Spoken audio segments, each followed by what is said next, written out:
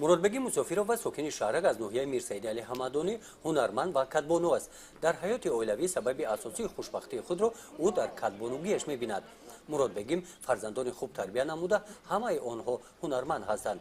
همچنین اولیه نمونوی با هنرهای کدبانوگی خود به محفل اولیه عبرت‌آموز دعوت شده است. سبب خوشبختی اولیه یکدیگر فهمی، حرمت، احترام، هنر، کدبانوگی. پیش از همه زن باید کدبانوی بهترین باشد. در خاندان خود همیشه خوراک‌های با مزه، کدبانوگی خود را دائما داشته باشد. اویله سالم جامعه سالم در دوره چورابینی ها باشیده با عکس 16 روز بدون زوراوری در اویله در ناحیه میرسید علی حمدانی محفل اویله عبرت‌آموز ظاهر گردید. این همایش فرهنگی از نمایش هنرهای مردمی شروع گردیده زنان هنرمند از جماعت شهرک و جماعت‌های دهات مسئول کارهای دستی خود را به معرض تماشا گذاشتند. یکی از عامل‌های مستحکم اویله‌ها را کارشناسان در کدبانوگی و هنرمند بودن زنان و بانوان می‌بینند. در ناحیه میرسید علی حمدانی در سمت هنرآموزی زنان و دختران آماده نمودن آنها به حیات اویله‌داری سهم بخش کار با زنان و اویله مقامات اجرایی حاکمیت دولتی ناحیه کلان است. همین است که نظر به سال گذشته سطح جداشوی اویله‌ها در این ناحیه خیلی پس فرآمده است. نمایندگان ریاست کار با زنان و اویله مقامات اجرایی حاکمیت دولتی ولایت خرلان با محصول کارهای دستی زنان هنر و کدبانوگی آنها شناس گردیده به هنر آنها بهای بلند دادند.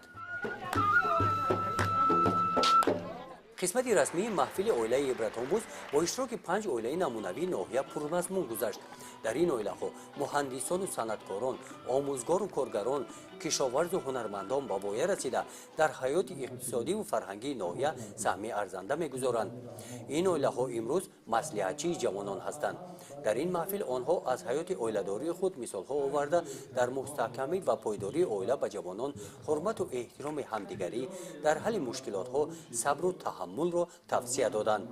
در این همایش سردار ریاست کار با زنان و اویله مقامات اجرایی حاکمیت دولتی ولایت خرلان برآمد نموده قید نمودند که امروز حکومت کشور به زنان و بانوان احترام خاصه ظاهر می‌نماید و در یکچند برنامه دولتی استراتژی و کنسپسی‌ها دورنمای فعالیت زنان و نقش آنها را در مقام راهبری، تحکیم دولتداری، سالمی جامعه و پایداری و استواری اویله تاکید نموده است.